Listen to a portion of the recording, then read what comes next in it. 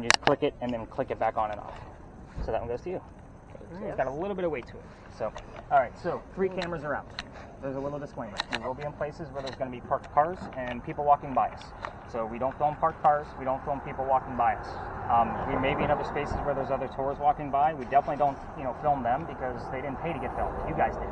So that's why you guys are all here.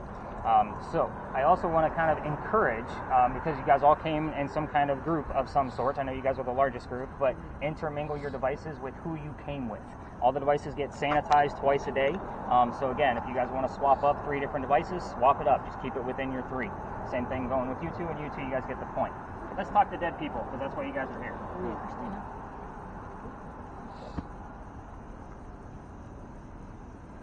Spirit boxes. For those of you that don't watch the TV shows, quick explanation of what this is. So this is basically it's a radio, but it's going to sweep through all of the FM radio stations at a quick rate. On your TV shows, this is normally just white noise, and then your ghost is supposed to be using that as the medium to be able to speak back to us. I will tell you that finding a disembodied voice like what they show you on TV is a rarity. I get about 6 or 7 solid Class A EVPs where I don't have to tell you what it says per year, not 12 an episode, just so you guys have that idea. So with that said, we're going to be slowing these guys down. What does that mean? That the users that are, because we're going to pass out basically a spirit box to every group here. Maddie's going to be hearing song lyrics, commercials, and DJs coming out of this. She's going to tell me what those things say. The reason why is because, first off, this is going to be moving very fast for her, even though it's on its slowest sweep possible. But it's a 50-50 shot that I can tie to our location, a person in history we're hunting down, or a ghost you guys brought with you. So this happens all the time. Again, it can get personal. Hold on a minute. Oh, cool. What a ghost we brought with us. Yeah. We didn't invite nobody. That's what people are saying. They don't care. Well, that's awesome. Oh. Welcome to my world. So again, sometimes I'm hearing and seeing things, odd things, like within all of this media, and I don't know what it means. It's because it was relative to somebody in the history. So that's why I gave you all. Exactly. Yeah. So the cool thing for Maddie is that she's going to have an earbud in. She's going to be the only one to hear it in real time unless she shares the other earbud with Patrick to help her listen in, because this is not an easy job. So the cool thing is I'm going to be writing down whatever you guys hear on a spirit box tonight from everybody, because I do keep a little notebook with me, and it helps me keep track of your names as well. But secondary, this is recording the entire suite for you guys. So she can mess with the volume as much as you want. It doesn't mess up the recording, just so you know. So if you want to turn it down while I'm giving you the history, by all means do so. It records it even Steven. But I'm going to spot check this recording when I get back to the office. And kind of see, I'm not looking for things to verify what she heard. I'm looking for new things. So I'm doing my spot check. So earwax is gross, Maddie. I don't want these back, so they're yours. Under your twist tie, your volume is the wheel right here at the top. I just made sure it was turned all the way down, so it's a wheel. It's right above the numbers. So kind of get used to that and pop one of those in your ear.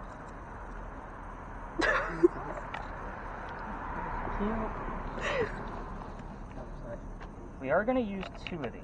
However, this one's not going to record. The reason why is because if I give you guys 5 hours of white noise and radio chatter, somebody's going to kill me. So, again, it's a lot to go through. That's why we only do 1 recording. I'll be relying on the secondary person to just tell me whatever they're hearing in real time so I can write it down for you guys' note and record in the morning. So you guys are getting my point on this one. Mary? Yeah. Make sure I'm getting names right. This one's going to go to you. So, earwax is gross. Under your twist tie, your volume wheel is right here. So it's all the way down right here.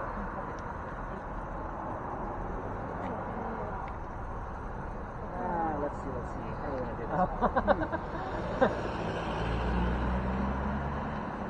As long as it said like hello and not like welcome or something like that. This spirit box is going to work on both FM and AM frequencies at the same time. So they're going to be scanning both FM and AM at the same time, so that way Patty and Christina can listen in together. So with this one, you are going to be hopefully only going to get words out of this because I'm going to attempt to take out the white noise that comes in between those radio stations. So again, you're only going to hear about 15 to 20 terms all night long, but this is the most accurate spirit box that I've ever worked with. So it's about 75% accurate. So whatever you hear has a 75% probability of being relative to our space. So again, super fun on this guy, but again, you're not going to hear nearly as much as the other 2 ladies that I've already handed spirit boxes to. But again, there's a 50-50, yours is 75-25. So The only thing you need to worry about is the mute button, because it will stay on an open speaker. We're going to be muted as I'm talking, because my ear is trained to listen to these guys, so I may say go ahead and mute that, so that way I don't get distracted. But I'm going to do a quick volume text and then put it on mute, because we are near horses and they don't like the white noise. So if you kind of get my point on that one. So let me just do a quick volume check, make sure we're good. So it's going to come through in small bursts, just like that. And I figured the two of you can work together on this one, and it doesn't record, so in the event that you miss something in real time, your camera records audio. It's going to come up there, and you can listen to it again later. That's the beauty of it. So, your mute button, blinky lights are the top. You only have one button on the right. It's the only button there. That's your mute button. It's on mute right now, just so you have an idea.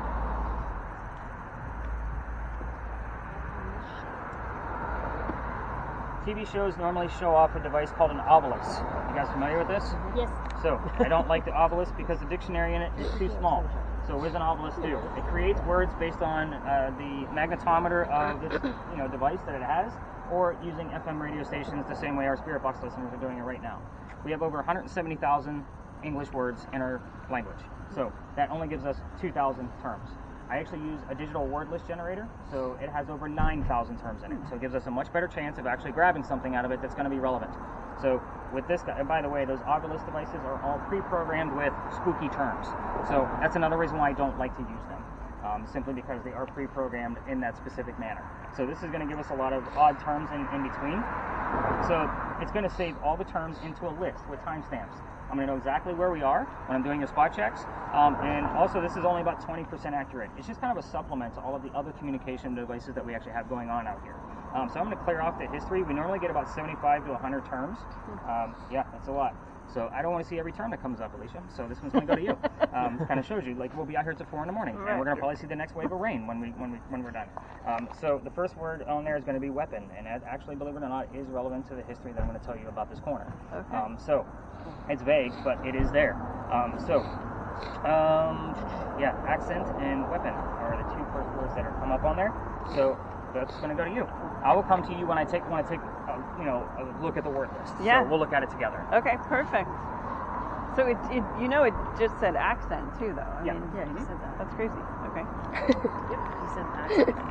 It's really crazy. Tyler.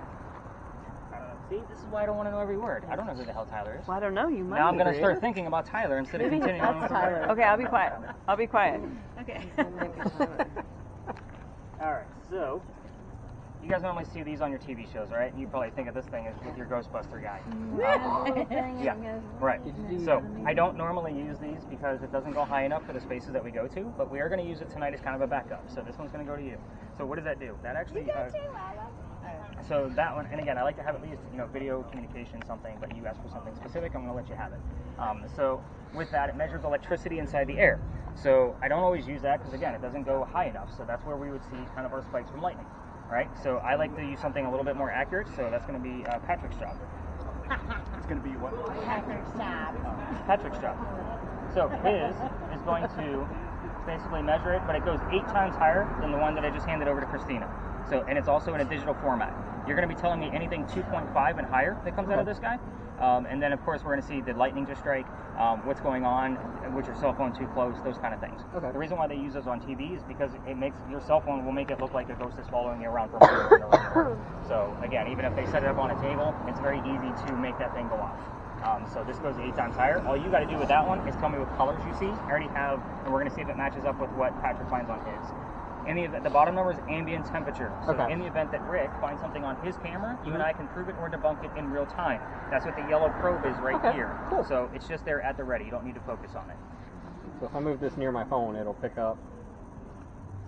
More than likely, it'll probably give you like between a 3 to a 5. Let's see. Oh, okay, yeah, there it went. Miss Ava, what do we want to hook to? The blindfold. No. Oh, wow. Yeah, walk around with a blindfold all night. Blindfold Ava. I feel like a Marvel. Everyone We'll tell her the ghost like guy normally just walking through a tree a few times. shouting, and she'll be like 3 blocks away. Oh, I'm not going to that's say cool. everything. So this device they just invented last year. It's not even on the TV shows yet. Some YouTubers are using it. It's called an Envoy, but in essence, it's a digital Ouija board. Ooh. So it's going to use EMF detection, same way Patrick is. And I use that word on purpose to kind of get that reaction because Ouija boards have a bad stigma about them. It's even got an eyeball. It's not supposed to have that eyeball on there. So, with that said, what it's going to do is it's going to use EMF the same way your device is, the same way Patrick's is. So if there's a fluctuation, it's going to stop the cursor on a letter over the alphabet and drop it to the bottom row. Ava's going to be telling us if there's any anagrams in there, things that are scrambled, something spelled out, or initials that I might tell you that are commonly found there. So it is really cool. There's a lot that goes into this guy. When you get a full row and you can't make anything out of it, you're just going to take the big dial and reset it because it will start overwriting letters, giving us false positives, if that makes sense. So again, it's very easy to use. I'm going to turn down the sensitivity right now because if you're on your electrical poles, it's going to make it go off. So that's not very high. Because of all the distractions and interference, is that usually why? No, because the ghosts are going to use it. They're trying to, like, I'm expecting them to not just give me their presence, I want them to spell shit out. So that means they have to fluctuate whatever the energy is around it to be able to make it work. So have we seen common things in certain areas? Yes, and I will tell you what those things are. So I will tell you probably 1 out of 15 investigations will give me words actually spelled out. That's weird. So it is not the most active device because I'm still teaching the ghosts how to use it. Yeah. So it kind of makes sense now. Resistance. So again, it's not very accurate That's at creepy. all. Just because again, she's going to get a lot of gobbledygook and prescriptions that are on there that we can't pronounce. So again, if we get 3 to 4 letter words, I'm actually really excited about a 3 to 4 letter word out of there. Just because again, that would be a lot for them to say, oh, I was born on January 6th. I need the number 6. So S. Wait, I. Wait, X. Like they have to like come back and forth to make it go off. Right. So we'll kind of show that off a little bit as we kind of go through the night. And I'll always ask you guys before we wrap up a space, like, what do we have going on? You guys will see how this is going to go. And it looks like we are past when we are supposed to be dumped on. So we're going to try. And I do have a question. Once you finish, did everybody get a device? Yes, everybody got a device. All right, so a quick question is, and maybe you'll get into this later, but so sort of with that in mind, with this whole like device where they go through their stuff and kind of figure that out. What have you found is there sort of, for lack of a better word, capacity of the unit to communicate just as if they were still alive? It depends on the location, and I have a phrase that I'm going to say often tonight of know your ghost. So knowing who your person is Sentry? hundreds of times. Some of them are more capable than others. And some of them just might not be there on a regular basis like Resistance, snap, and Sentry. It's a creepy. Like you said, capability, it depends. It literally varies. Everywhere we're going tonight is completely different from the next location based on what I've seen here. So again, I might say, oh, in this space, your device is going to give us a lot, but yours isn't going to give us squat. You're going to hear me say that a lot. Okay. Just because, again, I've been to these places hundreds, if not thousands of times, and I do change this every year. So I take out one space every year and add one new one, because I do get a lot of repeaters that want to come see and do something a little bit different.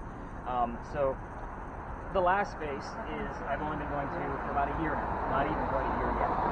So I'm still learning about that place. That's the cool thing about it. So, and I will tell you what place I'll be taking out this year, only because I actually start in about 2 weeks. So I always start right after Halloween, looking for the new space for the following year. Because again, that's kind of how I do things. I like to at least spend 2 months in a place before I'm going to deem it haunted, and kind of see where things go. Especially when I'm doing a tour and I'm only there for 10 to 15 minutes at a time. So, I mean, so in terms of like figuring out sort of who your ghost is or know your ghost or whatever your spirit, would that also vary on the age in which they died? At which they died, like you come across children, young adults, teenagers? Again, it's another know your ghost type area. So have I come in contact with children ghosts? I have. Is it easy to try to communicate with them? It is. You don't use the scary stuff that we have right now. A lot of that is REM pod work, so that's like motion sensory. To try to get them to play with colors. Resistance, snap, and bullet. Those kind of things. Yeah, that's what I was kind of thinking. Like that would be what you would be typical. That's creepy. Out of 9,000 words. So if they And pass away as a sensory? child, and I have children ghosts there, and we have children laughing on a disembodied voice, Sensory, and I can see like snap, when you make snap, that box and over there bullet. go to blue, and they make it go to blue, and I'm like, all right, give me yellow over here. Yeah. Like, I've done that game, and I've gotten results. That's weird. So, yes. Do the ghosts know you? They do here. Yeah, I would I imagine. was wondering about that. Like, you go there and if you're like, hey, Chad, Light? it's me with another Oh my group. What's god! up? No, So- it's saying weird stuff. I know you don't want to know What do this. you have? Group. I don't like Resistance, Okay. bullet, Snap. century, life, and snap. If only there was some famous war that happened around here. I know, if only there. We're way more recent. So, yes, you have two relevant terms so far. Nice. And it's going to make a lot more sense. But let me kind of show you a little That's so disclaimer of a creepy. know your ghost type scenario before we actually get rolling. And you can actually hit your stop button. We don't need to be rolling just yet. 4 buttons. But once I give you the history, we're going to spread out in this space. We're going to stay away from the 3 measly vehicles. This is actually really light for a Friday night. And we're going to turn up our spirit boxes. And I'm going to do a round robin with everybody to kind of see what's going on with your devices, taking notes. If I see like we actually have some good activity going on, I'll do one more round robin, and then I'll bring us to the back to give you all of the answers. This is where I start withholding information on purpose. I'm not going to be giving all of you communication device people questions like what color is George Washington's white horse, like what we did with the big red barn. Father, that's who's mad. I figured as much. Okay. He's going to have to calm down because we're not going to be here long. He'll be fine. Oh, Don't worry. yeah, I'm good. I just got Perfect. it. Wait, should I be filming like this or should I be filming around? However you want to do it. So with yours, because it's basically a general, the orbs can come up pretty much anywhere. Okay, so I can just like do whatever whenever. Yeah, just nice and slow. So where the heck are we? We're in a parking lot. Congratulations, you guys made it. So I told you I'd take you guys to weird spaces. This place used to be the Eliza and Charles Pinckney mansion. It actually sat in the front of this space facing East Bay Street. Eliza's garden was lined up with Five Church Restaurant and came all the way across. And we are standing in the servant and slave quarters for the home. There's people walking by. Don't film the people walking by. There you go. So, who the heck were Eliza and Charles Pinckney? They had a son named Charles. They had a nephew named Charles. That's 3 different Chucks, in case you guys weren't keeping track. That's why we look for those secondary clues. I need to know in the events that we have the name Charles coming through, which one it is, like the word father. So you're getting my point. That would kind of identify them. Now, the son and the nephew were signers of the Constitution for South Carolina. That's a big deal for us, but it's changing again. So this is why I ask you not to show them to me, because we're like this story. That's okay. I just keep wanting to like look at it and listen and all kinds of things.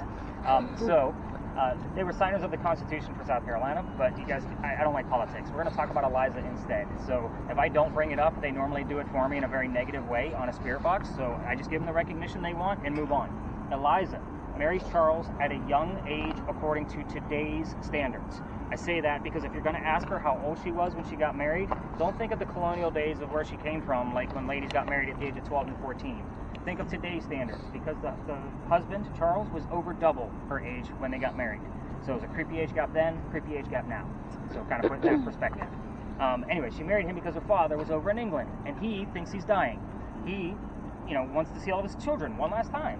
He's trying to bring them all home. Eliza doesn't believe he's dying, so she stays put and gets married. It's 1744. You don't get married in that year to get a green card. We're not a country yet. So this is a true love story. Don't poke the bear on this one. There's no foul play. There's no love affair. There's nothing like that whatsoever going on with this marriage. It's a true love story. Back to Eliza. She was right. Her father did not die right away.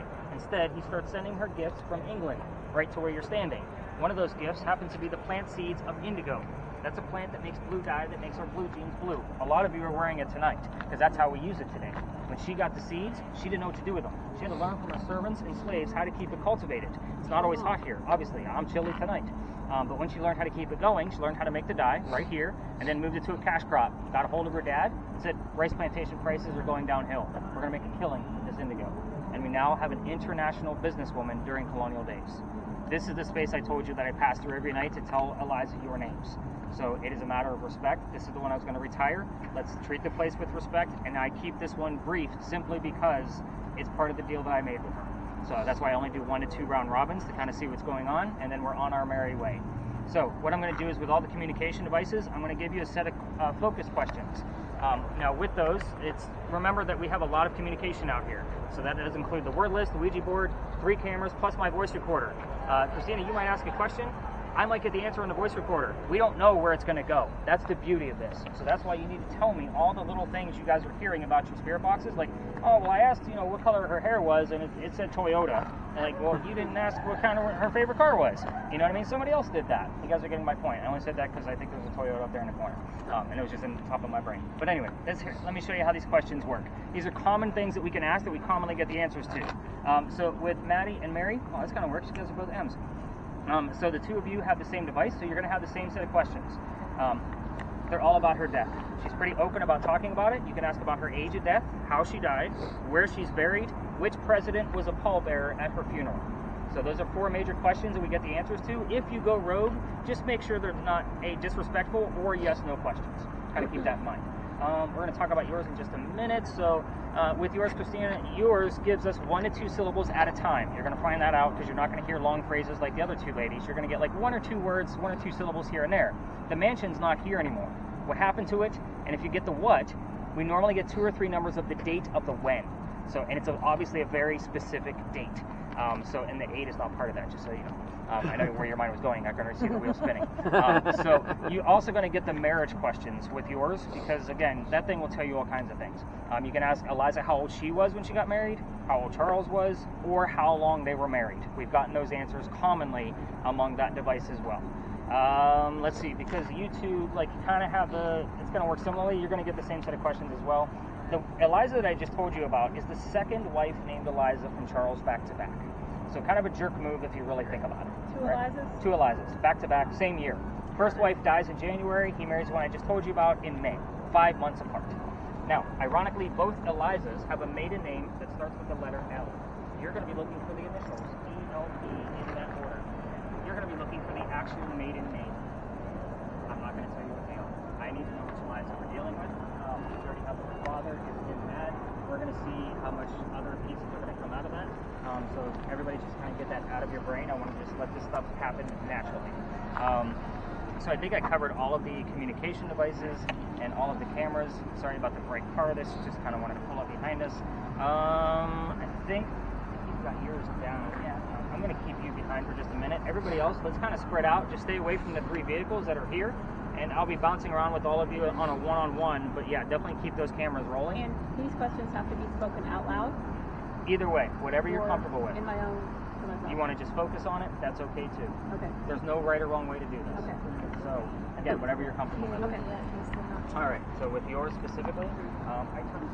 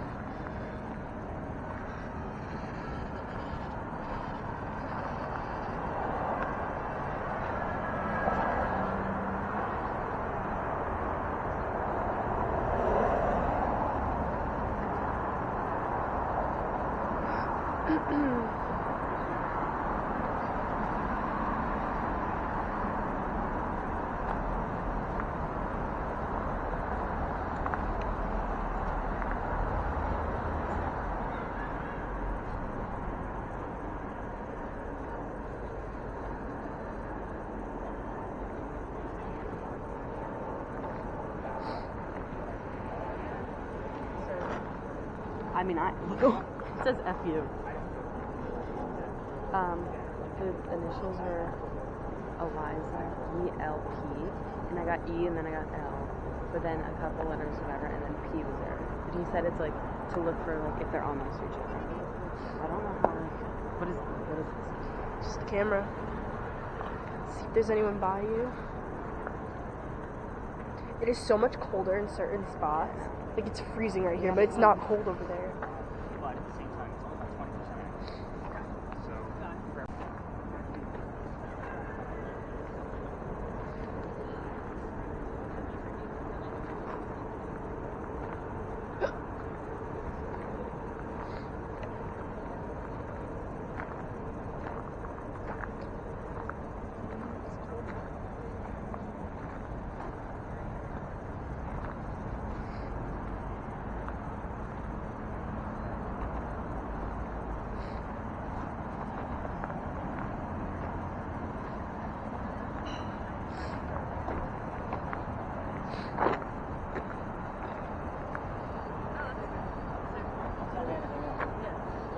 place that you're doing the show Rent.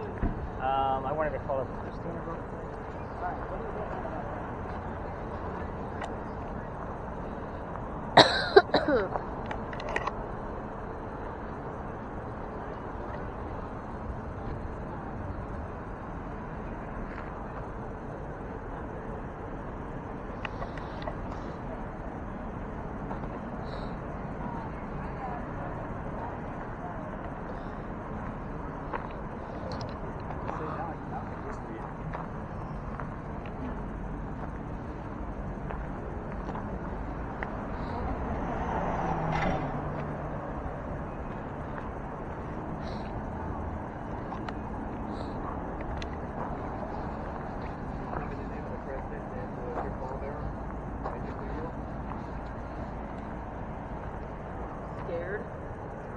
That's what Scared it's. emoji just showed up. What? I put on emojis. Scared. Happy.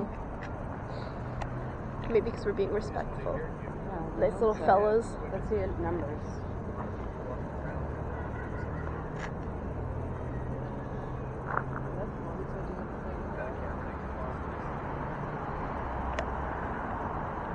I wish I had the word now. It's 5.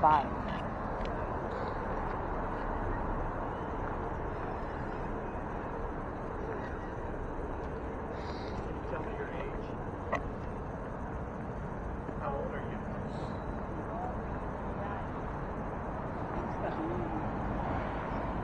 We don't know her name. What? The name Lynn. We don't know her maiden name started with an L. He said that? Yeah. Ooh. Eliza L.P. Oh, yeah. But we don't know what we don't know what her should name tell was. him. Wait. Lynn tell is him weird. Say something, make your breakfast now.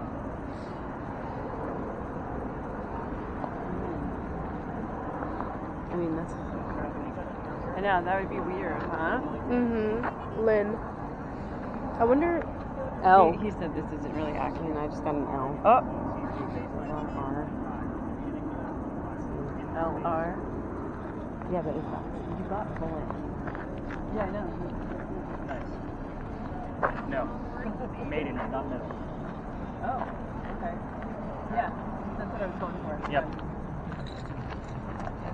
What's her middle name, though? But why can't that be a maiden name? It's L. Why can't that be a maiden L name? that. I know. Well, I said, what's your middle name? What's your maiden name? And it's spelled Leader, but that wasn't a name. Why don't you say my name? I don't know what to do. I just keep filming. There's like nothing to really film. I wonder if that was like the original gate. So it's like the only thing built in here, like the wall. I mean, probably. Yeah. I wonder what happened to it. Did he tell us? I have to pee. I'm starting mine. My video like restarts every like 11 minutes.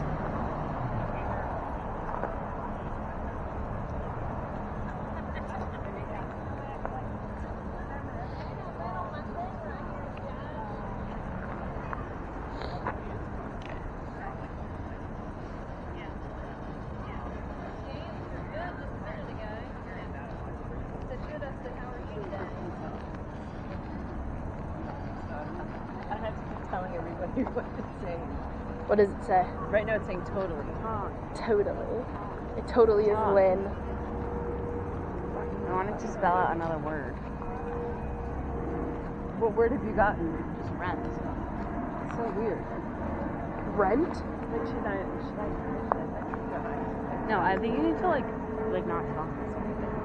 Just gonna stuff. It's a weird thing.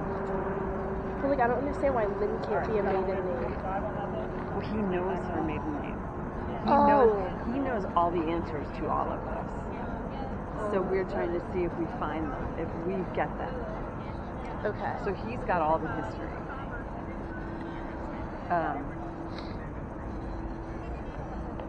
Yeah, I'm not going to say anything anymore. I'm going to just be quiet.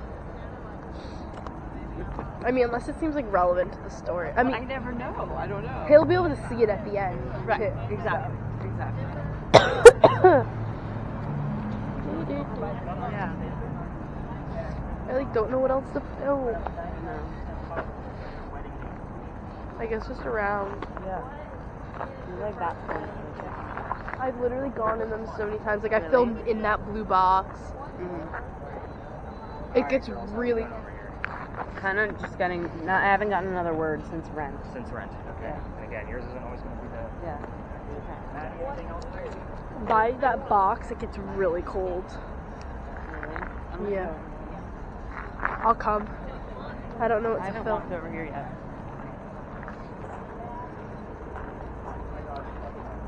Do do do do do do.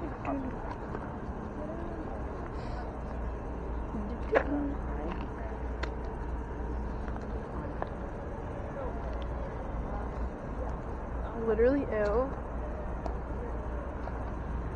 That's so creepy. What is it saying?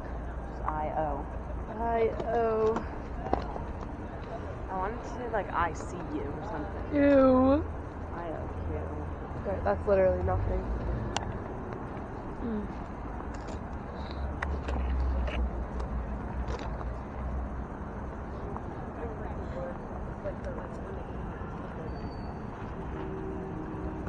I wonder if you ask it something, if it'll like...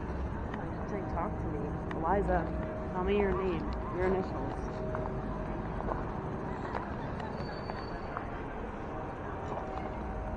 I feel like a real ghost hunter right now. Like,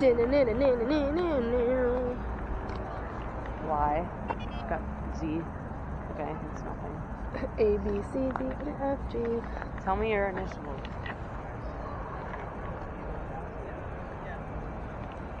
Whoa, I feel like my color changed. Don't know.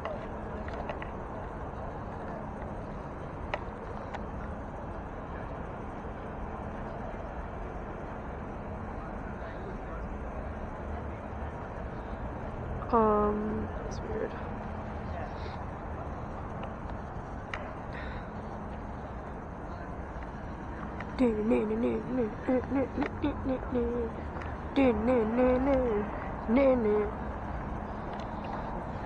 Watch this back and be like, what the hell is she doing? Me? Yeah. And I'm like, Ghostbusters! I feel like we've been here for a very long time. I kind of have like the boring stuff. What is that? VB? Is your birthday in May?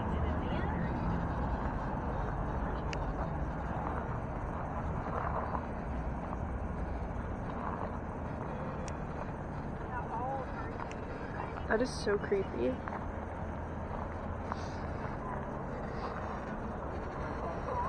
What is that place up there? It's so pretty.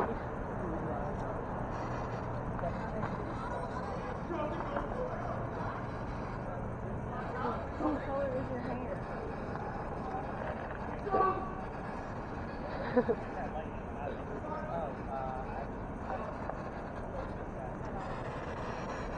Alright, let's regroup everybody and come back. Mary, Rick.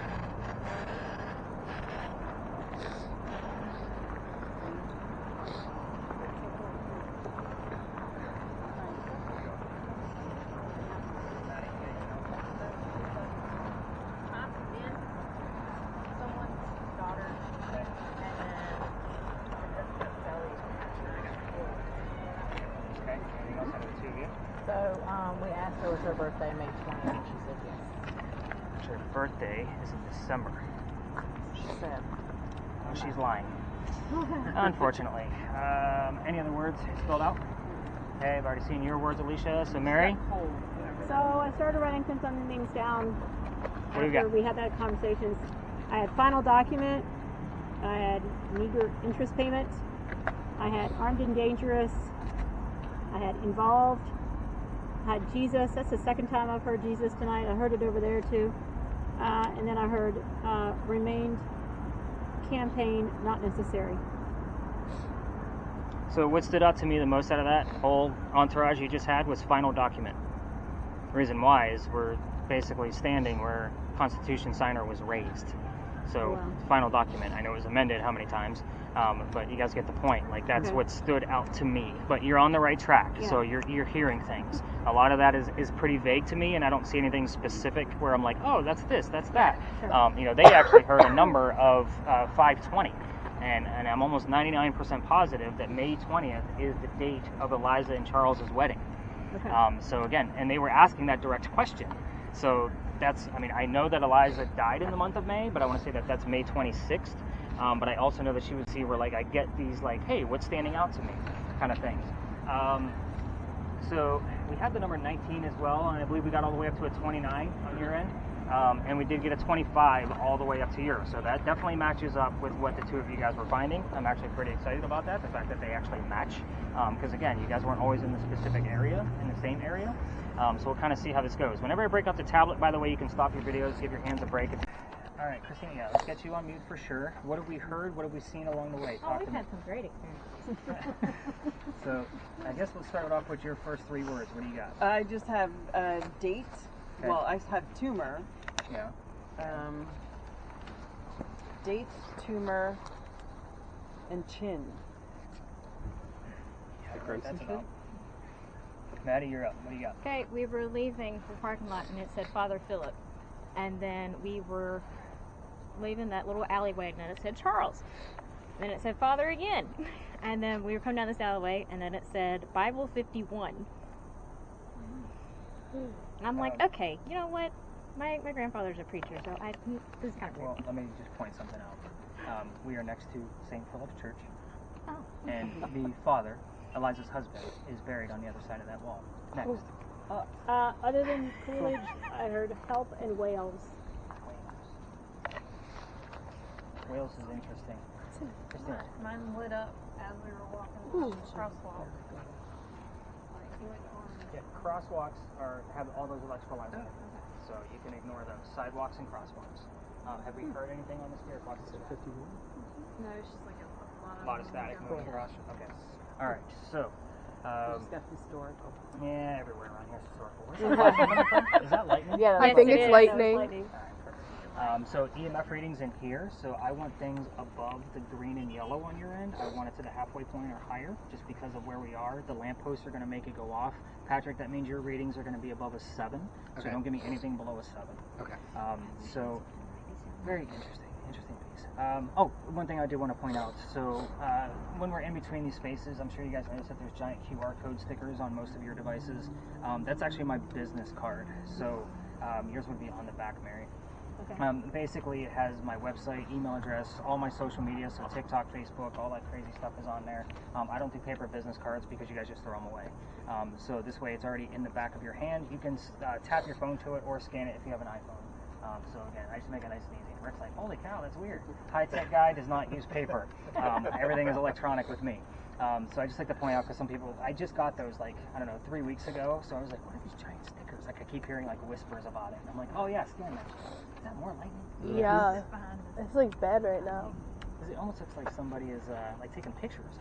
Yeah. I know, the lightning is very odd. So we need to do a quick check on the weather. It was drizzling before, It's Yeah. just, strobe lights. but nothing like. Yep, I got a whole lot of nothing. We're good. Earlier before we got here, video of that out on the. No, because I mean, Stuff's in there. everybody's always in my way. Alright, so this is the space that I'm retiring this year because every ghost tour comes down here for one. And secondly, by the way, if you have a camera, let's get that thing up and running. Just again, I thought the tours are going to come through here. They're going to come out of that ivy wall, or they're going to come in the same way we did. So again, we'll split the seas when they need to cut through us, and we just try not to make it noticeable that we're filming them. If you guys can get the point. But with the filming, just try to go down one side of the alley or the other, and try to keep your cameras as still as possible. Only because the alley's empty right now, so hopefully if we capture something, it's going to be very obvious of what that is. So the less you move around in a tight space like this, the easier it is to be able to find it. What do you got now? Wyatt? Who the hell's Wyatt? I don't know. I don't either. That's all his name. So this place is called Philadelphia Alley. So it used to be called Jewelers Alley. This is where some of the duels used to occur before the city of Charleston. No, hang on. Let me get through it. You're sorry. Just trying to beat me on the punch. So here's how this goes. Every ghost tour comes down here and tells the same story. I'm going to tell you the same story, only I'm going to give you some different details because you're ghost hunting. You're not on a campfire marshmallows kind of ghost tour, right? So you kind of need that for your ghost hunting pieces. So here's how it goes. A doctor moves down here from Rhode Island. So Ava's going to be looking for the letters R-I for Rhode Island while we're here, in that order. So I'll explain more as we kind of go through this. He moves down here. His name is Dr. Joseph Brown Ladd. Those of you listening to Spirit Boxes instead of me, if you hear the song Brown Eyed Girl, and that's the lyric you hear, it's not coincidence. It's part of his name, and we get it all the time. So kind of take that for what it's worth. Now, Dr. Ladd moves down here because he's supposed to get married to his fiancée, Amanda. Amanda just inherited a bunch of money from her dead parents. She has an attorney helping her out with all of this cash flow. The attorney thinks that Dr. Ladd is just after Amanda's money. So he tells Amanda, get rid of the doctor. So Dr. Ladd moves to Charlestown to prove that he's not after Amanda's money. So on his way into town, his coachman basically set him up to be robbed and killed.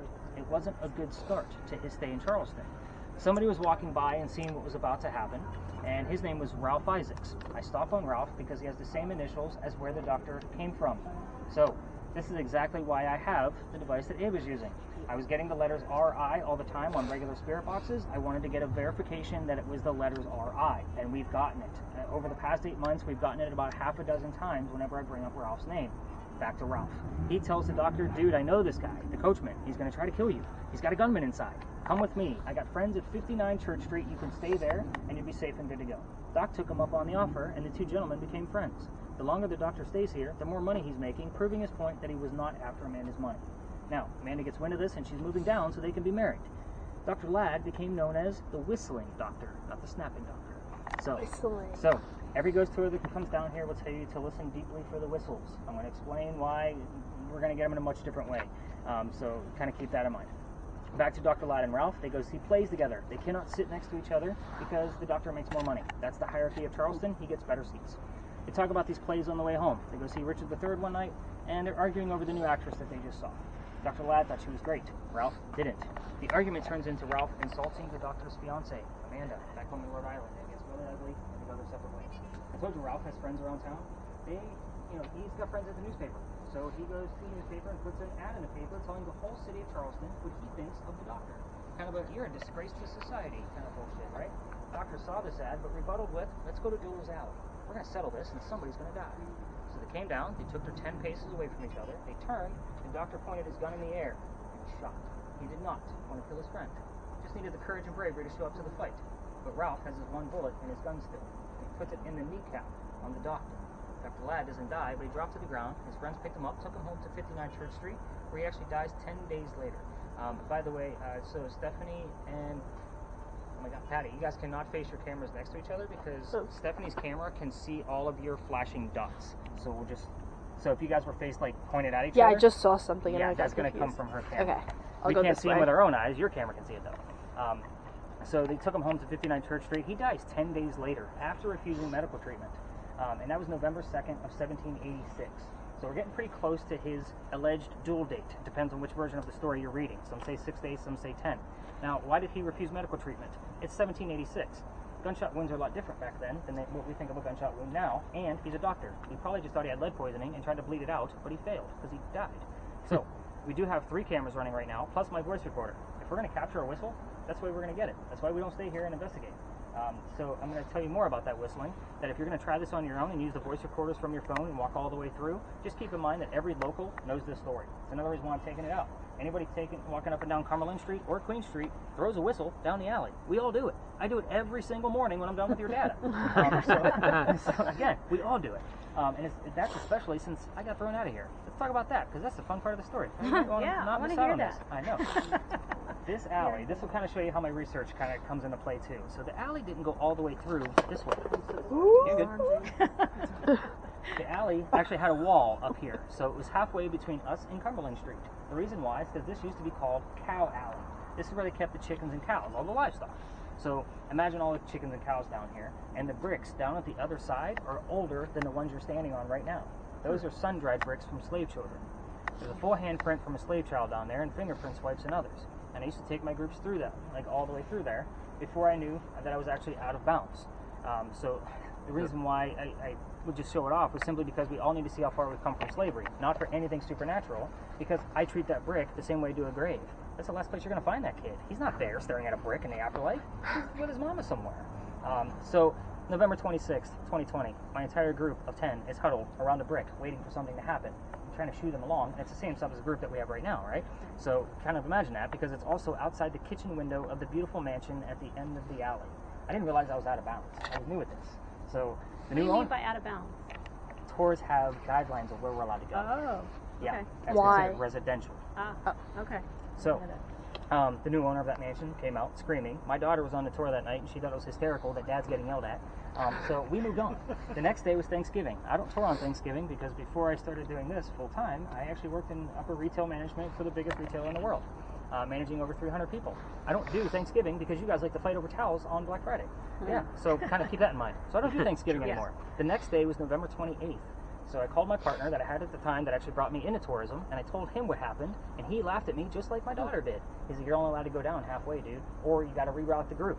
So I decide, I'm sold out again, I'm going to reroute the group. What I told them is, I don't believe in the next story because nothing's ever happened to me over there or my equipment, and I'm a vampire guy, not a pirate person.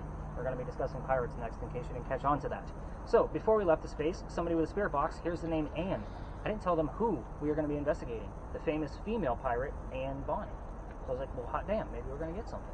We get around the corner, I told them a little bit I did know about piracy. Somebody else with a spirit box, here's the number 300. I don't know what that one means. I write it down. I go to the research the next day for them.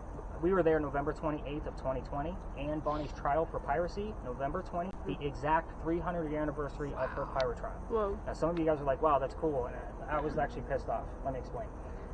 I have a master's degree in creative writing. Even when I'm writing fiction, and especially when I'm doing this, I need facts and data. Pirate stories come from pirate lore that was written over 100 years of when these events allegedly occurred. Do you know how many damn books I've had to read on pirates to make sure this little 15-minute snippet that we're about to go through is legitimate and the things that we're about to cover? I've read more books on pirates, watched more documentaries, and I'm even playing video games dealing with pirates now, just because I want another different version of the story, just to kind of see how they all match up. Everything we're about to discuss at the next location has a minimum of 2 resources to verify the information. So kind of keep that in mind. We're also, and again, it's a 50-50 roll of the dice if she'll even be there. We're hopefully going to also get bleed over from here over there. It happens all the time. So kind of keep that in mind. One last bit before we leave the space. It's not super hot down here tonight because we're out of the summer. The gate behind me. Not everybody knows why this entryway is here. So, remember I told you that the alley didn't go all the way through this way, right? Because there was a wall up there. In the event there was a loser to the duel down here, this was the shortcut to get to the cemetery on the other side of the wall. Otherwise, they'd have to drag the dead body all the way down to Queen Street and then double back. So they created this wall. The wrought iron was probably put here in the early 1900s, but you can see that the archway was obviously original to the wall. So again, it's just a kind of a rite of passage now, so it's just like an easement. Nobody uses the gate, but not a whole lot of people know why this was even here to begin with. So just an interesting piece of information, because sometimes we'll get things relevant to that gate. Before we leave the space to go learn about Rated R Pirates, anybody see or hear anything on their devices before? Okay, perfect. All right. No other crazy words? Yeah, all crazy words. Like what? Deer, D-E-E-R, Okay. phase, carbon. A whole lot of nothing to me. Yeah. Okay. All right. Let's go do some crazy pirates. Let's go up and around the corner. Should I stop this or keep going? Up to you guys on the video, because we're just going up and around the corner. If you want to keep them going, just kind of be cautious when you pass by other people. But Christina, let's get you unmuted for sure. It's crazy. Oh my god. That's why I'm like crazy good on it. I'm gonna It's going to give us like higher EMF only. Yeah. So we just have to kind of time it with the lightning. You look like you got something to tell me. No, so we need to ask about like the guys at this site, right? About Yeah. It's like fire, I'm going to give us the right? history, and then we're going to spread out like what we did. You all about pirates or something? Are you excited for this one? Yep, I'm Yeah, I know. Magazine. It is a museum now, just so you guys know. It's a great $5 to spend to get out of our heat or cold, depending on what time you're here.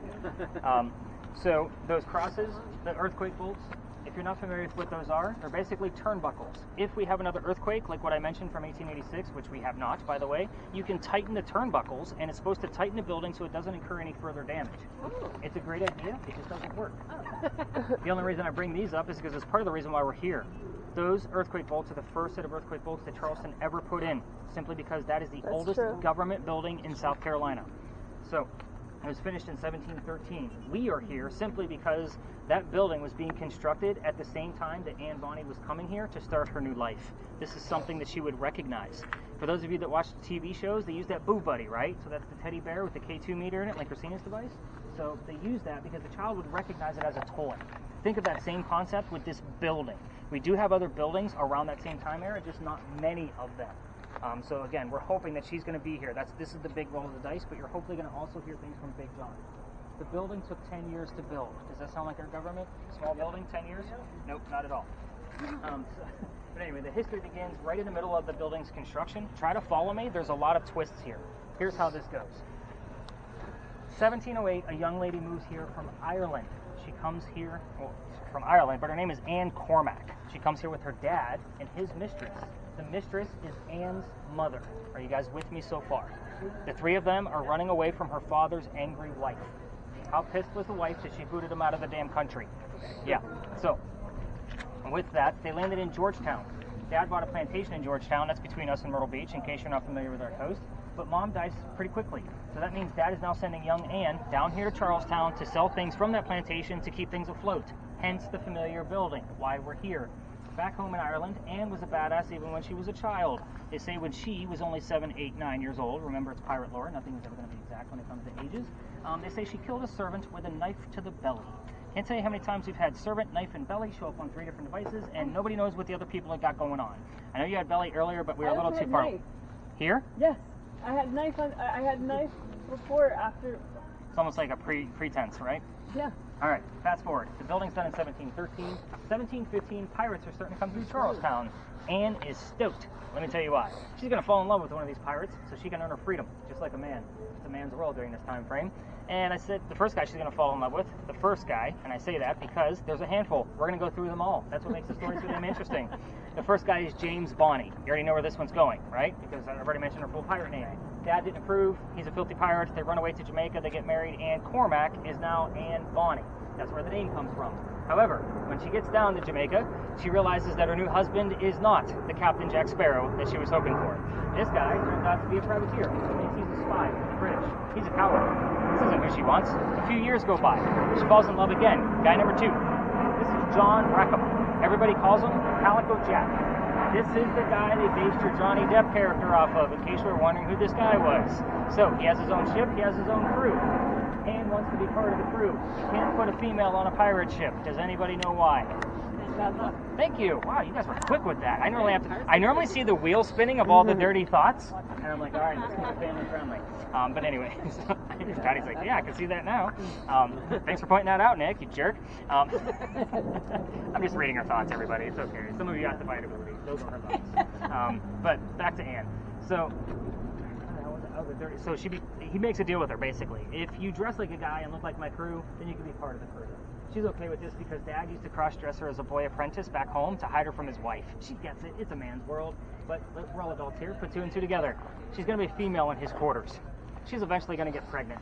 You cannot have a pregnant pirate dude on the crew. Somebody's going to figure out that she's a girl. They'll get rid of Jack. They'll board him off because there's a democracy on every ship. Before she starts the show, he drops her off in Cuba. Have the baby here. These are friends of mine. They'll help you out and come back later. We'll figure it out. She goes and has that baby, but returns without a baby. We have no idea what happened to this child. None of those damn books I've ever read, the stacks and stacks of them, ever told me what happened to Anne's first child. So you can ask, I just can't prove it. So if you get a direct answer, it's personal to you. Back to Anne. She comes back without that baby, but also dressed like a female. This makes Jack pretty angry. Now everybody's going to know he's had a girl on the ship. So, to make him even more mad, because I've already told you her mentality of just killing people at will, she's going to go flirting with the pirate crew that he just captured down below deck. Guy number 3. Guy number 3 turns out to be a female, dressed like a guy, to be part of the crew that Calico Jack just captured. So now we have 2 females, just like males, on the same ship. Her name, Mary Reed. She went by Mark Reed to become a pirate. Her and Mary became friends, possibly lovers. We're not going to really know for sure because of the time frame, but the British find out where they are. They send a whole fleet of ships to come take down one measly pirate ship. Rumor is that Anne and Mary were the only 2 pirates not drunk enough to come up and fight with 1-bullet flintlocks because they don't know how to use cannons yet, basically. They haven't been pirates for very long. 2 ladies with 1-bullet guns are not going to take on a whole fleet of Navy ships. They get arrested. As they're being arrested, she looks at her captain in bow, Calico Jack, and she says, "I'm sorry to see you here, but if you would have fought like a man, you wouldn't be hanged like a dog." The word dog shows up a lot on communication. Back to Anne and Mary. The judge wants to see the 2 men that fought back so valiantly on their own. He's already tried and hung Calico Jack and the drunken pirates that wouldn't fight. They're dead and gone. The 2 ladies go in front. They reveal their gender, hoping to save themselves. The judge does not give a shit that they are female. He's still going to hang them. "We plead our bellies," was the last thing they shouted, because you cannot hang a pregnant woman in 1720. It's illegal. So he sends them both back to jail and delays the hanging. Dad is still up here in South Carolina with all of his Irish money. He bails out Anne and brings her home. She remarries. That's husband number 2, but guy number 4, because we're going to count Mary, because we don't really know. Yeah, I know, right? She has 4 kids and dies at the age of 84. Very abrupt ending, because we don't know jack shit about her after her pirate career that I can actually prove. There are too many theories out there. We don't even know what her name changed to or if she kept it real. We have no idea. Mary Reed died 5 months later in that Jamaican jail from whatever pirates die from in a Jamaican jail. Use your imagination. Most books will tell you that it was fever. I say let's make it romantic and call it scurvy. Why the hell not? Here's what I left out of the story. You're writing all kinds of shit down. I want to know what that is in just a minute. I'm also trying to keep track too. Oh, so okay, I got you. You're I taking have notes. a name that I wrote down cold. earlier, but Do you feel that? so most of this is just details. Interesting. Here's what I left out of the story. You can ask whatever you want to here. This is not a prominent English woman that you guys need to tiptoe around. So the things I left out of the story on purpose, the names of Anne Bonny's parents. I called them the father and the mistress. So you can ask what those names are. You can ask what the name of Calico Jack's ship was. I did not tell you what that was. The name of the city where Anne grew up in Ireland, and the color of her hair. Everything else is fair game. In the event that the rain gets any further than this, as far as like being heavier, we'll go across the street to the parking garage to save the equipment. Is that fair? Yeah. Okay. All right. Safest place to stay dry is probably underneath those trees. So let's get to work. Is there an old building here? Ooh, that was great That's an lightning. apartment building. Right, but it's got like the way the bricks are cut out. Almost looks like they're roof with the past. What? So it actually attaches to the power line?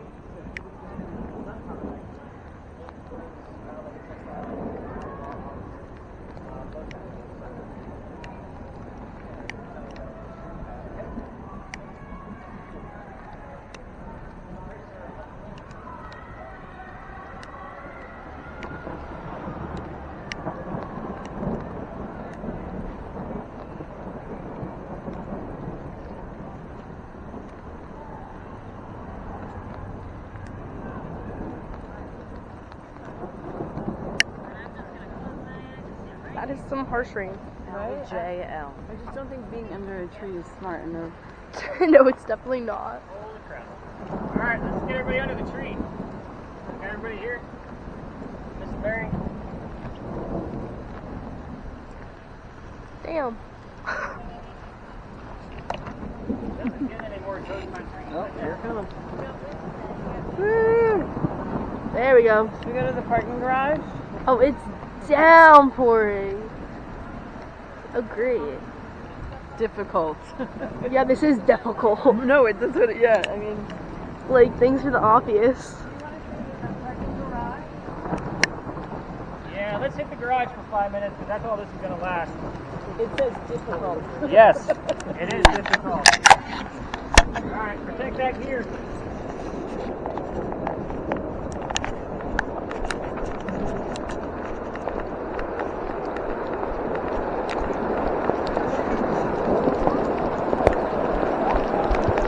Wait.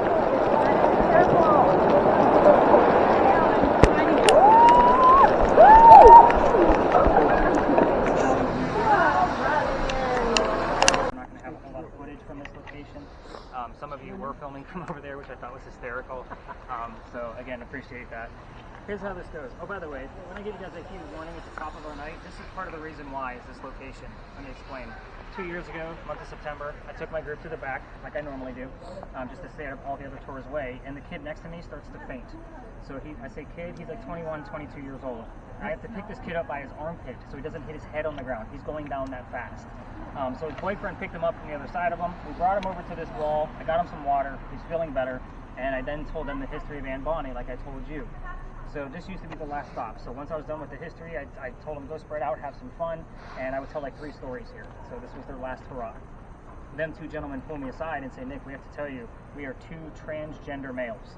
I had 2 females dressed like males, just like Anne and Mary in the story on the tour.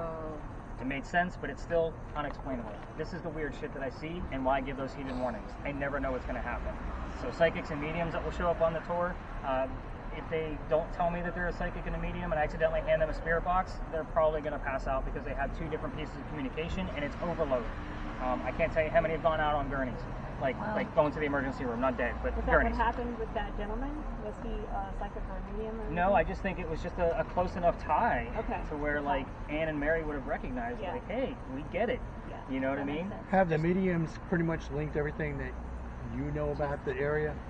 Do they pick up on the same things that you know? So self-proclaimed psychics, I can usually, first off, I'll spot them a mile away. Because if somebody comes up to me, that's the first thing they say, and they're like, oh, I actually have some sensitivities to stuff like this. They're like, I'm a medium. I'm like, okay, so what type of cards do you use? Like, what do you use? Oh, no, I just know stuff. So I actually withhold even more information to kind of test them. And the minute I like debunk what they have going on, they're like, oh, this is an evil place and blah, blah, blah. They do all of this spooky shit. They get pissed off and all of a sudden they have a headache and they need to go home. So again, I'm okay with that. But at the same time, like the people that are good, I will normally see that they all have the same patterns. So at this location, if it was a good practicing psychic or medium, they all see a soldier standing by that building wearing the same clothing, which doesn't make sense to me. Blue pants, white shirt. You're in the South. It should be gray pants, right? If we're talking Civil War, because that was its last servant. This held gunpowder for 7 different wars. But they all see the same soldier, angry, pissed off that I'm here, but doesn't move, just disgruntled that I'm here. And that's kind of the same type of mentality that they'll tell me. So again, do I have probably 4 or 5 psychics that have been on the tour that have given me that exact same description? And that's how I know they're legit. Or they'll pull me aside and they'll say, did you know your grandmother's following you around? Yes, I did. Can you tell me, and I'll ask them something specific, like, can you tell me her birthday? Can you give me something to kind of clue in on that? And they'll either give me her name, they'll give me a very close phonetic sound of her last name, so forth and so on. But she does follow me around. And again, that's kind of how I'll verify things. Did you know that ahead of time, that your grandma follows? Oh, yeah. So my circle of friends is pretty much psychic to me. So the ones that I trust anyway. So yeah, it's a constant thing. And that's kind of, I don't want to say like that's how I prove like their abilities, because again, you could do research on me. It's almost like you guys validate each other's experiences. Exactly. So let's get to the answers of Anne Bonny, and then we're going to go and blindfold some kids. How's that sound? You good with this? You gonna be alright underneath there? You got to make sure you're not going to fall asleep under there. Give me something exciting. Oh yeah. Hopefully the ghost will do that. All right, so Anne Bonny, this is one of the few pictures of this young lady that you can find where she actually has a shirt on. The reason why is she used to bare her breast to show men that they were just killed by a woman. You have to remember she's wearing male pirate garb. And it was kind of like a ha-ha, screw you, you were killed by a girl kind of mentality. So obviously red hair, and we did get that direct answer, right? So Alecia did ask, did you have red hair? And she actually got a yes. And that was the only yes-no thing that she asked all night. And it came up as a yes.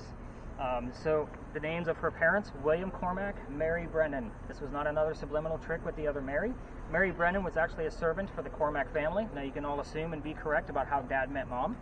So kind of put that 2 and 2 together. The name of the city where Anne grew up was Cork, Ireland. So that's been coming up more and more. I also like to show you what Calico Jack looked like, especially since we did hear his name directly. And it's only because you all want to laugh and chuckle about what they based Johnny Depp's character off of. So Johnny Depp, Calico Jack was named that because of the jackets that he wore. They actually came from the British captains that he killed. So Jack's father was a tailor, so textiles are very important to him. Calico Jack basically stands for fancy jacket. Depending on which pirate book you're reading, they also say that that's where fancy pants comes from. That doesn't make sense with the name Jack, does it? That's why I go straight with the fancy jacket. So the name of his ship was called the Kingston. I do not expect the word Kingston to come out of our Charleston radio stations, but I would expect it out of Christina's device because it will pick up more disembodied voices than the rest of y'all's. So the word king would actually suffice here. This is kind of a what color is a big red barn? Blood is the answer kind of mentality. But the word king as a direct answer, I would take that from any one of you if that's what you heard by asking that direct question. So take that for what it's worth. So, I think you all have the gist of how this blindfold test is going to work at the next location. Is everybody familiar with AI imagery? Have you seen AI image being generated? Okay, perfect. Do you have it? I'll do a quick. All right, I'll do a quick demo, and it takes like 2 seconds, just so everybody kind of has a gist of what to expect out of, what Patty's going to be seeing underneath there. So I use Bing to create social media posts for me every day by telling it what kind of image to create, and then I just slap my logo on it, and I make a funny post out of it. So what I'm going to do is I'm going to tell Bing what I want it to create, and it'll give me 4 options. I'm going to just say it out loud so you guys can all hear it. It's like a lazy man meme. Pretty much. It's like AI chat or AI. Create a cartoon-style image of a church at night while it's raining with 11 people staring up at the church and a full moon in the background. I wanted to be very specific, so that way you guys kind of got the gist of this. So, we might not have great service here. Oh, there we go. I'll try to create that. Thank you for that. And she's going to try to create 4 images for me. Sometimes it's only 3 if I go too specific. And then I get to choose what those images are that I want to use. So we have 4 images to choose from. So there are 11 people, it's raining, full moon. Obviously very contradictory with a full moon and raining. But it'll give me all of these different options that I can use. And I'll just slap my logo on it. So when we are underneath this thing, with Patty's end of things, I want you to think of the ghost is whispering into my phone to tell it what to show her. Does that make sense to everybody? It's just going to be translating EMF readings into like a magnetometer piece, and my phone is going to be the one in there. So again, it's not pre-programmed, and all of these images, I have no idea what they're going to be. I've been doing this experiment for a few months now, and I've yet to see the same image twice. So it's very interesting how this thing actually pops up. So I don't think I'm going to be using church to go ghost hunting on my social media posts. So I'll have to do the images somewhat match what you're asking, or what do you mean? Like when you're asking questions and she's saying something, will it kind of? We're hoping that it's going to give us the image to answer us. 45% of it is accurate. Again, you might see 1 image, you might see 10. I have no idea. We've only had 2 nights so far where 0. So, can I take that for what it's worth? I hope so. Yes. Yeah. So I'm only going to keep you guys under. I'm going to keep you guys under for 10 minutes because this can be a little overstimulating. So again, we're going to talk a lot about this when we get over there. But let's go. We're going to go up about 2.5 blocks. We're going to pass by Circular Church Graveyard. For those of you with cameras, if you want to get footage of it, there is said to be a Civil War ghost in there, but I've never caught them on film. So if you guys want to shoot film, I'm just not going to lose pace, so that way we can get up to that 2.5 blocks. Is that fair? Yep. All right, guys, let's go blindfold some folks. Yes. So, I got C, S-C-A, Yep. Fry, and C. A lot of aquatic terms, right? All the time here. Yeah. All the time. Ooh, spook.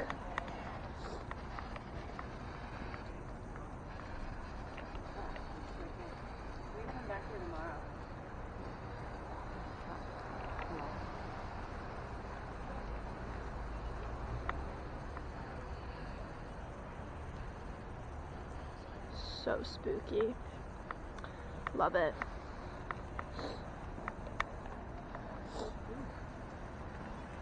I'm literally freezing. Creepy. I need to bring a coat when I come back here. Mark. It is freezing. Ooh, there's a gravestone right here. Oh, look.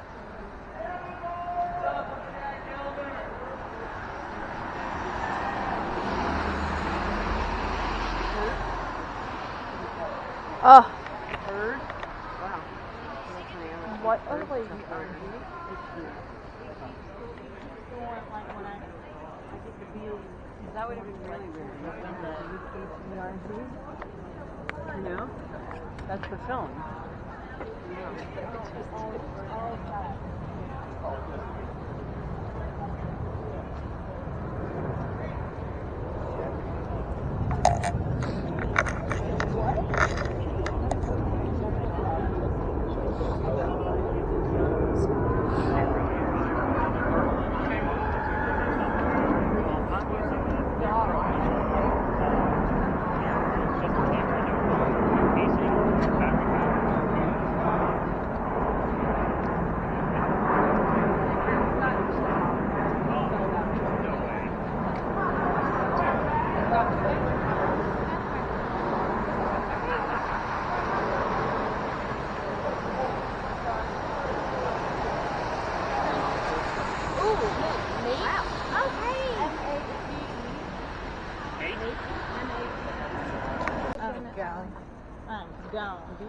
Ooh, big puddle.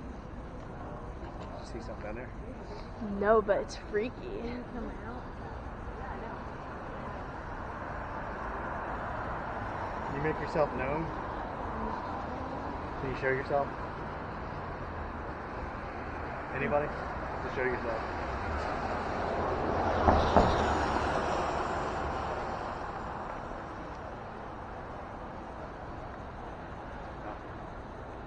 I got nothing. Me neither. Well, I can't really see it.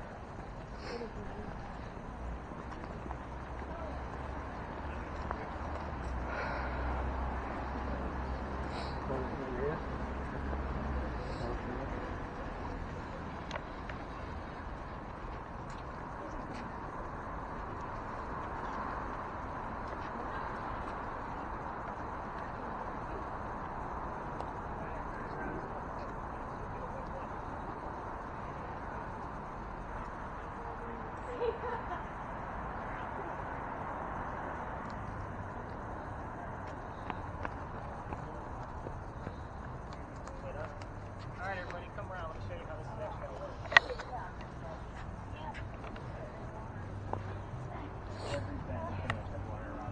It's all right because it ain't your foot wet. Now my shoe's gonna stink. Got short legs. She's just happy to be here. Alright, so I'm going to hand you guys the equipment. I'm going to take your camera and put that away because we're not going to use that here. So we're going to set it up. Have you ever seen this done before? Have you ever seen Now, this done when I before? give you guys this equipment, do not put this stuff on your face until we come back. Because if I'm blindfolding women in the middle of a dark park, it never looks good. Because we're going to be right over there. So, do not put the equipment on, and I will give you further details and instructions of what to expect out of this when we come back. So, Patty, your piece is going to be nice and easy. I'll slide my phone in this guy when I come back, so hang on to that for me. I'm also going to... The headset, you can set right next to you, Maddie, because Patrick's going to have to put these on you because you're already going to be blindfolded. There's always something around every corner. Just set those next to you or on your lap. And then I'm also going to hand you a disposable blindfold. I don't want it back. Keep your own eye boogers. Okay. Thank you, Amazon, for the 50 Shades of Grey section. Oh, okay. Do you want this back? No, you're going to use it. Oh, okay. That's what you're using for this. Alright. So, again, just kind of, you guys are going to sit here and chat for a few minutes. I'm going to take them over to that monument, give them the history. We'll be gone maybe 3 to 5 minutes total. And then we're going to come back and talk to you as if you're the ghost. And then you're going to be telling us what you see and the crazy visuals. So whatever vision I see, I tell you. Yep. Nice and simple. All right, let's go learn some history, guys. This should take a few minutes.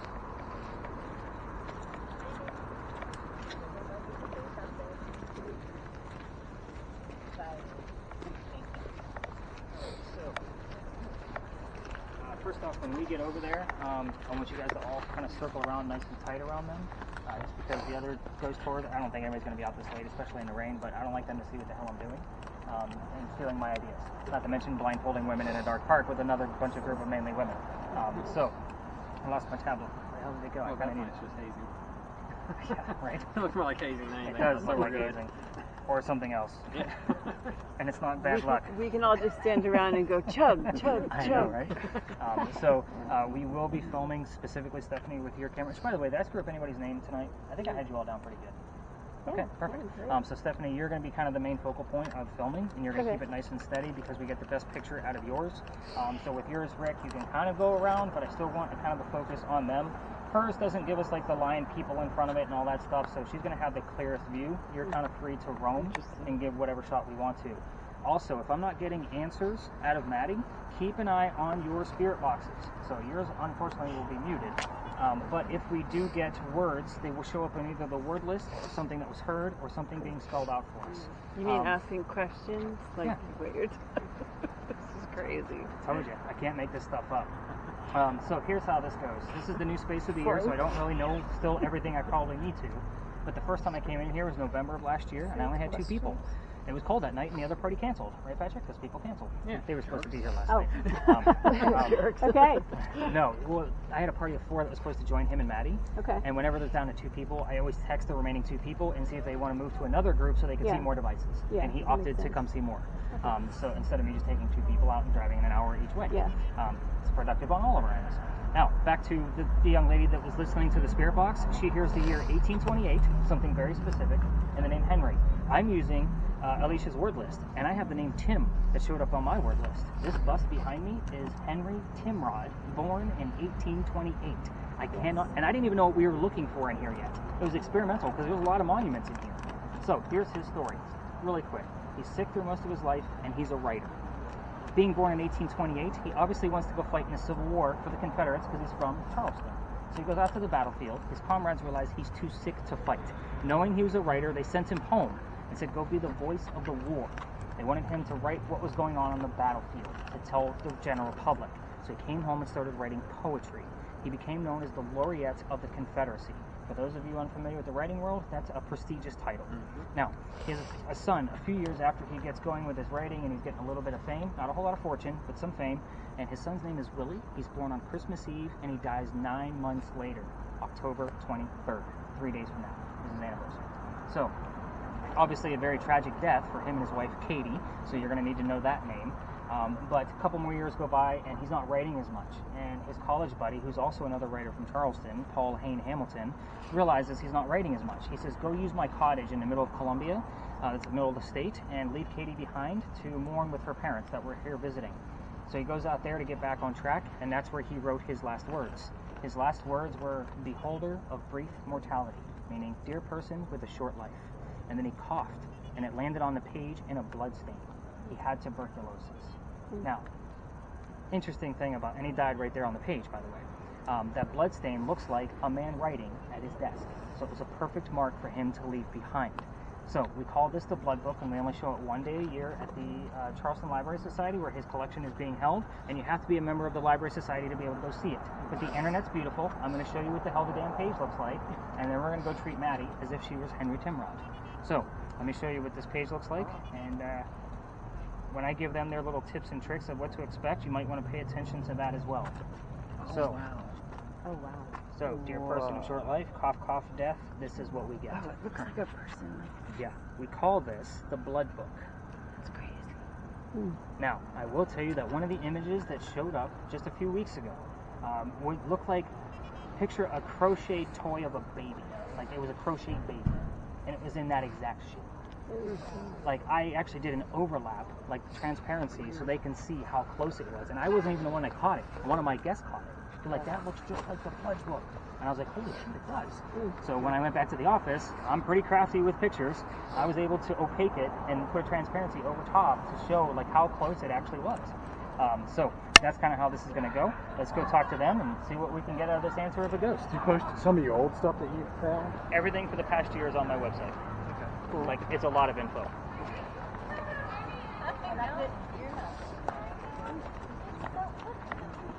He doesn't get blinded. And so, I'm already blind. Me too, I'm deaf too. Because you stole that tea today, I told you. Then Frank. You know that's a Weaver machine. No, I was like, why All are right. they I here? wonder if they're mine. Here's what to expect. Not yet. You don't even have anything in there yet. So, with yours, I want you to tell me in real time whatever you hear. So, a couple of things. When we're done, Patrick's going to tap you on the leg. That means take off your own gear. I'm never going to touch you, just so you know. That's why he's here. If you're talking too loud, he's going to tap you on the shoulder. That means quiet down. We do have neighbors. If we can't hear you, he may lift your earmuff and just say louder. We're going to keep it nice and simple. So, again, this is only going to be 10 minutes. I do keep an eye on everybody's breathing to make sure everybody's okay. Yes, I've had to tap people out of this early, so we're going to keep that in perspective. Yeah, your glasses, yeah, you may have to take off your glasses. So, you're going to be blindfolded, so we want to make sure. Also, when you go under and you start talking is when I start the timer for 10 minutes. So remember to talk. Don't forget to tell us what you're hearing. And also do not touch your spirit box because we want to make sure you're speaking with the volume by turning it down and hearing what I'm asking. Also tell us any yes-no answers that you hear because you have no idea what I'm asking. So I could ask our ghost if I'm wearing a black vest. I want you to say yes. You just don't know. With yours, keep it nice and simple as we've already mentioned. So if you see 2 ladies on the bench with a tree, 2 ladies bench tree. Every once in a while I may ask further questions like what time era do you think we have? So for you it would be blindfold first. Oh, I need to open that up for you. It's a little crazy. I got it. So blindfold, then earbuds, and then he's going to put the noise canceling headphones over top of your ears. So this opens up like a Batman mask, so it's not going to go all the way around your head. I did think of the ladies when I bought these in bulk. Thank you, Amazon. So that way I wouldn't ruin anybody's hair. So your ears go through the holes, and then your earbuds will go through it, and then the noise canceling headphones will hold everything in place. Have you ever used VR before? Once. So you know that your head is the mouse. You have to like look around. Yeah. Are you able to like see things clearly in there? Yeah. Okay, perfect. So As long as it's up close, we good to go. your focal point, in case you do get a little blurry, is right here. So you just turn the dial until you can see things straight. Okay. So when I slide this in there, I'll give you direction. Patrick. Oh. So I'm going to delete all of the pictures that were last seen from the last tour. So we start off nice and fresh. And also, like, one of the things you Yeah, these are Patrick good. has to do with her is like, I'm going to quickly start it up for you, and then we're going to slide that in there, and you'll put that thing over your head. I know. her a Frank, cup you of do coffee. it. I know, right? You're gonna see gray smoke in there. Okay, so you're going to tell us anything that's not gray smoke. It's not going to be 3D in your face. It's going to be a 2D image floating in front of that smoke. Okay. So again, I like to warn people ahead of time that it's not going to be like some in-your-face dinosaur trying to eat your face off. Well, that'd be awesome, though. It would. Well, you can. I might keep her awake. See the gray smoke? Yeah. You're going to tell us anything that's not gray smoke. Now, this is my phone, so if my wife is sending you dirty pictures in the middle of the night, just let us know what you see, okay? Okay, we'll do it. Okay. That way I know what I'm going home to. Okay. All right. Get excited. Love it. Get excited. Okay, she's under? Yep. Okay. You have your volume on? Okay, we Turn got the to volume tighten this thing up. You're okay. Okay, it is Oh. 11:34. Oh, wait a minute. Go ahead, keep going. Keep going. Okay, we need to tighten this up just a little bit. Okay. Okay. Oh, One second. sorry. Better? Yeah.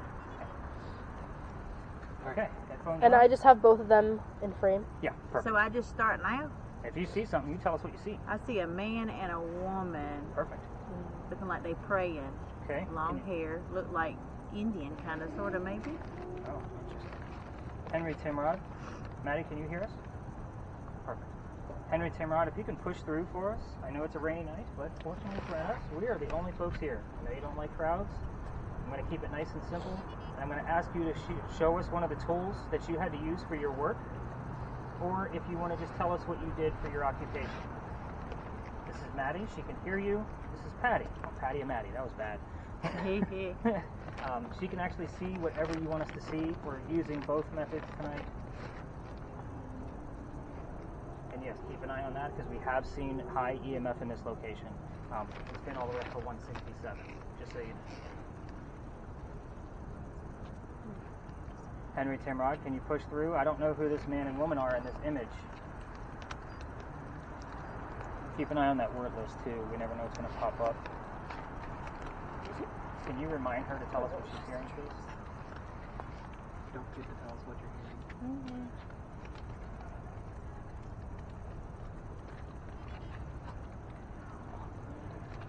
Henry, I really need you to push through. We're using all of the other boxes too, so you can feel free to use any of those to communicate back to us. I would prefer that you spoke through Maddie. Kind of use her as your own voice. Tell us what your occupation is, please.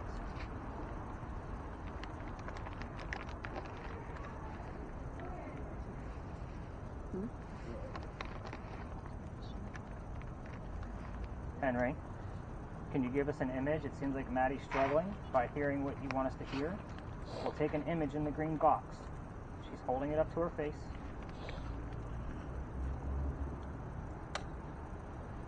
You got something, Patty?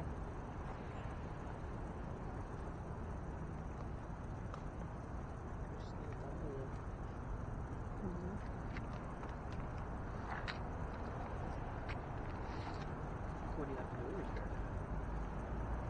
Henry? Obvious.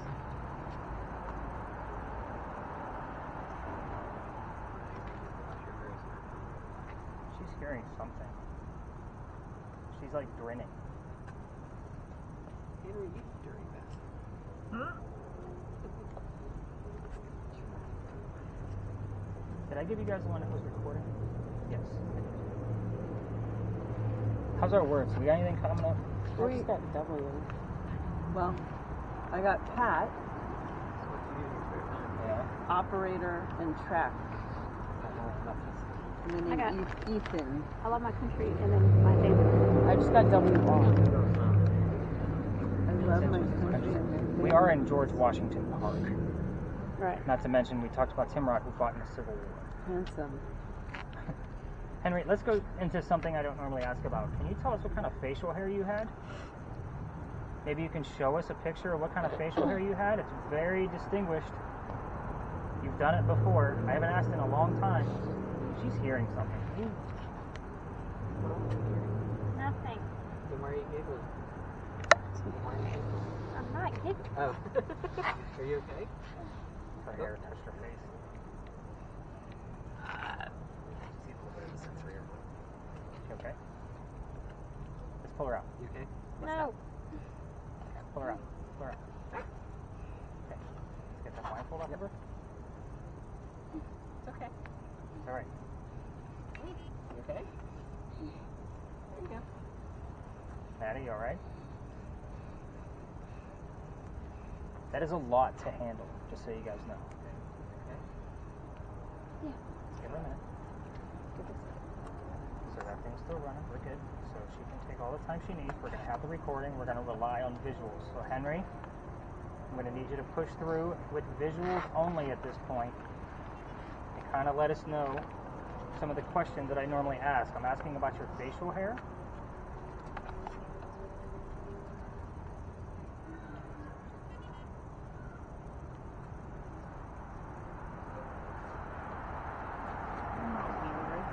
Henry.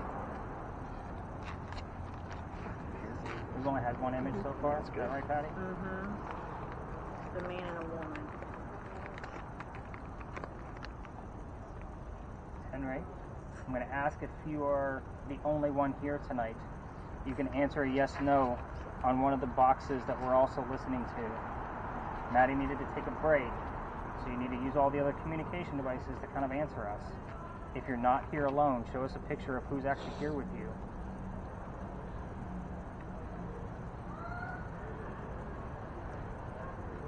Patty's going to fall asleep unless you show her something. Please, everything. It's just a rolling cloud of smoke in there. I So see it. You think it's going to get in your eyes. It is not.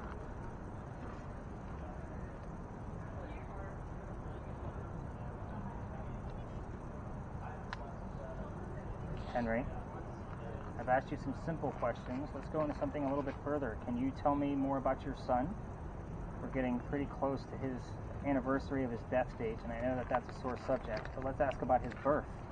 That was a pretty happy time for you. Can you tell me what holiday he was born on? What holiday was your son born on?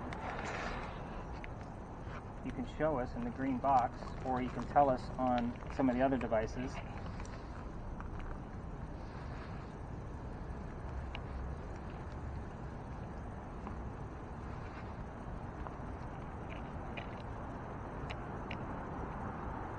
Henry, we're not asking for much tonight. Just a few images to verify that you're here. Maybe a few answers. We got anything going on, ladies? And nothing being spelled out? Mary, you hearing anything? No, nothing else Okay. that I can make out other than those two phrases. Henry, let's verify that you're here by you telling us to leave and go home. How about that? If you want us to leave, we'll leave. You just got to tell us.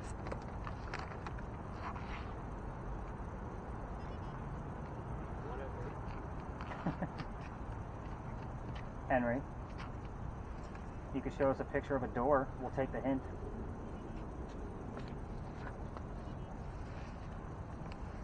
Wow, one image so far. You only got 2 minutes left. I would keep her seated. Henry's on the clock while we're here. Gotta make himself move.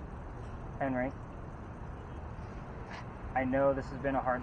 I want to also point out that this is also the same month of Henry's death as well. So October 6th and October 23rd, like we're smack right in the middle of that. Yeah.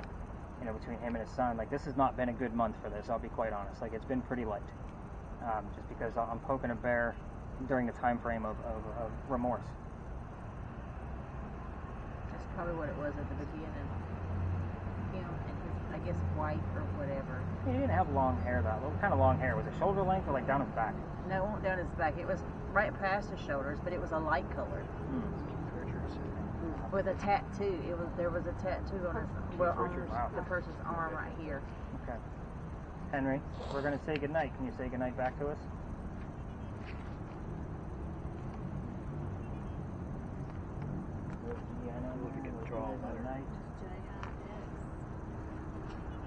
Alright, I think I'm going to call it on this one. Just because I still want to follow up with Maddie. So Patty, go ahead and take that thing off your face. We're going to call it. We all want to see the image that you did see. First off, are you okay? It's a lot, isn't it? Okay. I'm glad we got you out of there pretty quickly. Thank you for knowing her signs. I appreciate that. I wasn't sure where she was going with that. Okay. You're right. It does look almost Native American. So this is the image that she saw. It doesn't go horizontal, but you can definitely see. That is nuts.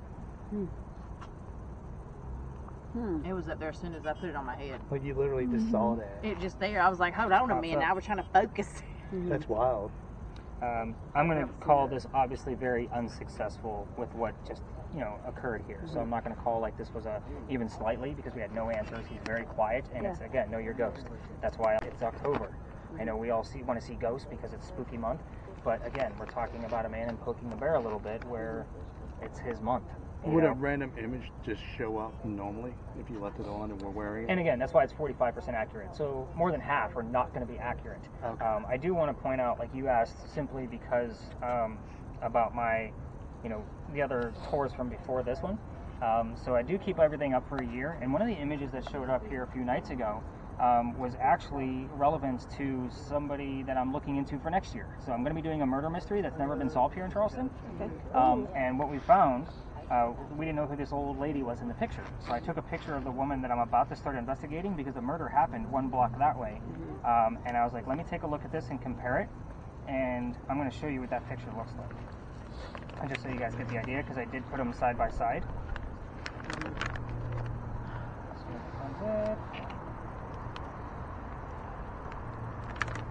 So this on your left is the woman I'm investigating, and this is the image that shows up. Oh wow. So you can see that the cheek is the same, the chin is the same, the lips, Yeah, the septum shadow of the on that nose, side. everything. Well, yeah. This is the image we caught. Wow. So, Wow. this is the kind of thing, like this was their entire night. They had 4 pictures, so they actually had this creepy little doll face. Oh, Nice. Annabelle. This little robot looking thing in the middle of a desert. Obviously the Mary Ravenel picture. And then this little girl shows up. Oh. Yeah. It's so funny that you said robot because that was one of the words I heard. Yeah. Oh, wow. That's what I thought of when you said it earlier. Yeah. But again, you will get all of the images back, and you will be able to go back and look at any other investigation you want to, because they all stay up on my website for a year. The water swells. You know what? Or his throat swells. Because he had tuberculosis. Wasn't she just touching her throat? And she said something about that. She felt like there was this, like she couldn't take it anymore, like something was on her throat. Oh, really? Oh, that's Are you guys weird. catching this? That's Yeah. what she said. She felt something in her throat. Yeah. Which just happened And then before. hers just said swell. And it just said swell, and it says everything Are you on okay? this Can you thing. breathe? You alright? Okay. Alright, so I'm going to set my bag next to you. I will tell you that I've had people had like a burning throat before, and I've also had people taste like pennies, which is blood, obviously. So it's not there. They can just taste it, and they don't know the history, because this is the way I control the experiment. So we're going to keep you seated for a few while I collect everything. And then we're going to, obviously you guys have to walk back with me, because you guys are parked nearby anyway. So let me stop the audio real quick, because again, we've had some rain issues, and obviously there's other medical things happening, so we've been out a little while. I don't know how long, I don't really care. I just want to give you guys an estimate of how much data you're going to get back. Patty did not fall asleep underneath there, which is good. Appreciate that. Did that. I know, right? So those are the So words. that's, It's like normally it the would just be hills. black. Did it just say empty space. related? Oh, really? Yeah, Like that's, I what we actually just said was put related that to- background in there so you guys would not fall asleep. I'm so glad for that. It's related to him. Everything. That's interesting. So 2 hours and 50 minutes, basically. Well, So you're every- definitely going to have that 10 to 11 hours of media coming back to you. Okay. Sorry, swell, everything related. I like it. Other words that I had earlier, and then Was that on the way here or while we were inside? no, on the way to British. the park, and then It was not British. I heard needle in a haystack, the word Isaac or the name Isaac, and then the two phrases I told you later. I love my country and my You know, the family. funny thing is we will get trickled in, almost like an interception, of Dr. Ladd into this session, simply Okay. because the house he stayed at 59 Church Street, Oh, More the Raised one with Emotion, his wife, yeah. is right over here. It's about 0.3 miles away. So we will get him to also channel through and give us very, like you had Yeah. Isaac, that was his opponent, Ralph Isaacs. Yeah. You had Doctor, allergies. Yep. The needle in a haystack. Yeah. So those are all medicinal terms. So again, Yep. I had them along the And way. they weren't even back to back. It was just like, I mean, I didn't record like Evan? how always have to be far back to back. Right, exactly. Yeah. But it Evan? was just so random. Different. Frank at Owned and operated. you're watching all. That's another medical term right there. Nick, does Evan mean anything? Not to me, but it doesn't mean it might not be relative to one of the memorials in here. Isaac. This is where I get to learn about stuff. When you guys give me names and stuff like that I have no idea. This is work kids. So hopefully you guys, first off, appreciate my honesty. Yeah, Second, absolutely. with some of the no such thing as coincidence.